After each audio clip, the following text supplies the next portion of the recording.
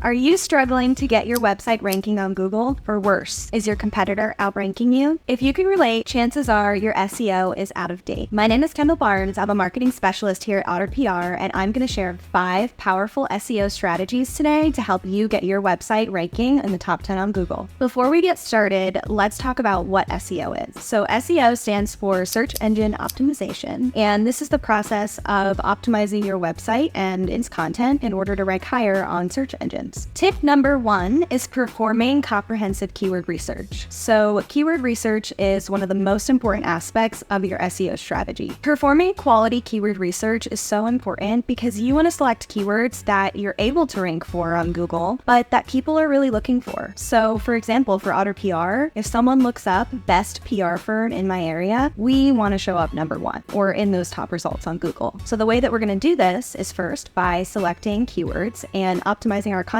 around those keywords. There are many different tools that you can use to help you with your keyword research. Our favorites are Squirrely SEO and SEMrush. When selecting a keyword, you want to go for a keyword that has a high search volume, which means a lot of people are looking for that monthly, and a low keyword difficulty, which means it's going to be easier for you to rank for it. Tip number 2 is performing competitor research. So once you've selected your keyword, you're going to want to look at who is ranking for that keyword on Google. Make note of how they structure their content, the topics that they include. You're going to use this as a baseline for creating your content. Now you have some inspiration, you have an idea of what you need to include and how it should look, and then you can build off of that and make your content longer and better. Tip number 3 is focusing on on-page SEO techniques. So there are 5 elements that you really want to focus on when it comes to on-page SEO. The first is naturally incorporating your keywords and aiming for an appropriate keyword density. So this is how many times your keyword is showing up in your content, and this is going to help Google understand what your content is about and where to place it when it's crawling your web page. There are many different tools that you can use to help you identify the appropriate keyword density. We use Squirrely SEO and SEMrush, but there are plenty of other tools that you can use that can help you optimize your content as you go along. The second element that you want to focus on when it comes to on-page SEO is breaking up your content with header tags. So these are your H1, H2, H3, and H4 headings, and this is really going to break up your content and help Google easily crawl your website and understand what you're writing about. So as a rule of thumb, you always want to include your keyword in the title. So in the H1 on your blog post or whatever piece of content that you're creating. And then you can use the H2, H3, and H4 to break up your content into subsections and really make it easier to digest. The third element that you want to focus on for on-page SEO is going to be your alt text. So any images that you add to your blog post, to your content, you're going to want to add alt text and include your keyword in that description. The fourth element that you want to focus on when it comes to on-page SEO is your URL slug. So the URL slug is that little snippet at the end of the URL that identifies what page you're looking at. And you always want to include your keyword in that URL slug and keep it as short as possible. The fifth element that you want to focus on when it comes to on-page SEO is your meta description. So the meta description is the little snippet that shows up under the link on Google search results. And that just tells you a little bit about what the user is going to find when they click on your page. You always want to include the keyword in your meta description. You want to keep your meta description within 160 characters so that it shows up completely in search engine results. Tip number 4 is enhancing your content by using external and internal links. So internal links are going to be links that point to other pages on your website. External links point to other websites. Internal links help search engines and users find pages within your website much easier, and external links add credibility to your writing. For example, if we're creating a comprehensive blog post on personal branding, we might want to add some statistics in there to support our content. When we include those statistics, we also want to include external links to where we sourced that data from. Tip number 5 is building backlinks. So a really good quality backlink, which is another website that's linking to yours, is going to do a lot for your rankings because it tells Google that our website is credible. This is why it's really important to build backlinks from quality websites. For example, if HubSpot linked to one of our blogs, that would do a lot for our rankings for that specific blog post because HubSpot has a really high domain authority. The best way to build good quality backlinks is by making really good content that people want to link to. When it comes to other link building strategies, there are white hat SEO strategies and black hat SEO strategies. And black hat SEO strategies are doing things like buying back backlinks or suggesting link exchanges, anything that will tell Google these links weren't naturally acquired. You want to stay away from those things so that you can avoid any penalizations from Google. To wrap up this video, the 5 tips that you want to focus on to get your website ranking higher on Google are: first, keyword research; secondly, competitor analysis; third, focusing on the 5 elements of on-page SEO; fourth, enhancing your content with internal and external links; and finally, coming up with quality link building strategies. Thank you so much for watching, and as always, subscribe for more marketing and PR tips from Otter PR.